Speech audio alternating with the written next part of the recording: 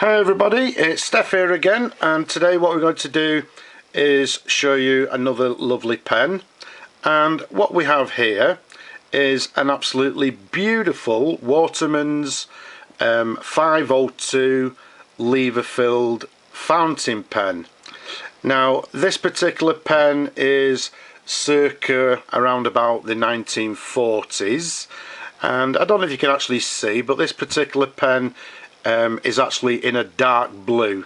The thing that hopefully you will be able to see, it's in absolutely beautiful condition. I've just recently restored it, although to tell the truth it didn't need much work to it. It just needed a new sack, cleaning up, we've given it a polish, etc. They're very easy pens to work on, and the lovely thing about these particular pens is they're absolutely superb as an everyday user pen. Okay, they're very robust, but very nice as well, ladies and gentlemen.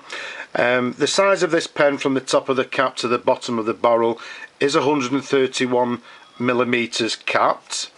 Around the barrel here the pen is 11 millimeters in diameter, and as we said before, this particular one comes as a lever fill, and it has what they term as this, well, they term it as a spade lever. If you can see there, you can see that the end of the lever looks very much like a spade, so hence the spade lever. If we show you the top of the pen here, you can see the cap has one single cap band there in this gold filled, well, it's a gold filled cap band. And if we go to the top of the pen there, you'll see it has this very recognizable Waterman clip, a little bit art deco I think, and it's got, as you can see, it's got the word Waterman written on the clip itself. If we go to the top of the cap there, you can see it has this gold stud to the top of the cap. Now these particular pens, the gold plating, or the gold fill if you like, on the clip, they're very thin and very prone to wear, but as you can see on this particular example, in absolutely beautiful condition. It's actually one of the nicest ones I've seen for quite a while. Superb condition, ladies and gentlemen. Okay, now let's take the cap off like so, show you the pen and the cap together like so. Absolutely beautiful. If we go to the top of the barrel there, you can see it comes with this quite a short section here in black. And if we show you the nib on this particular pen, let's try and give you a close-up of it, so hopefully you can actually read it. Now I'm hoping you can actually read that there, but what it actually says on the nib, it actually says Accountant Watermans 14 carat, and then underneath to the bottom it has W-2A. Okay, so it's the number 2A nib, and this one, as I say, is the accountancy nib. Now if we turn it over, you can see the feed there. Again, we've cleaned that, we've given it a lovely polish, and it's lovely and clean, in excellent condition. Let's give you a sideways view there. Okay, so I'm happy hopefully you can all see that in beautiful condition. Now let's fill the pen and test it.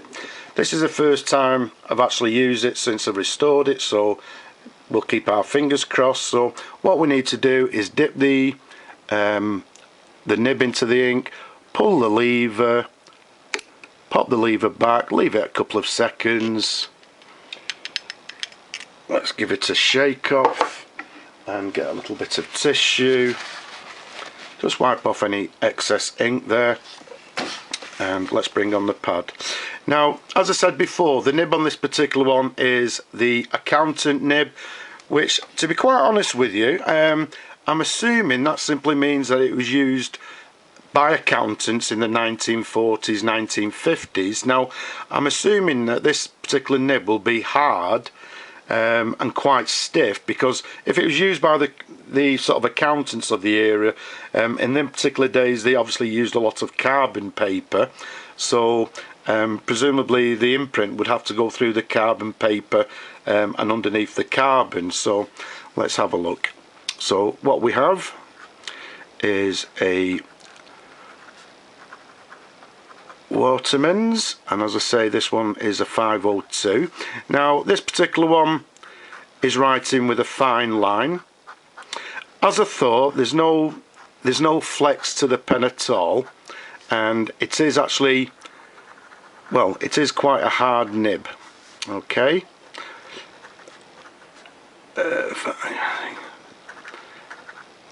sorry, 88.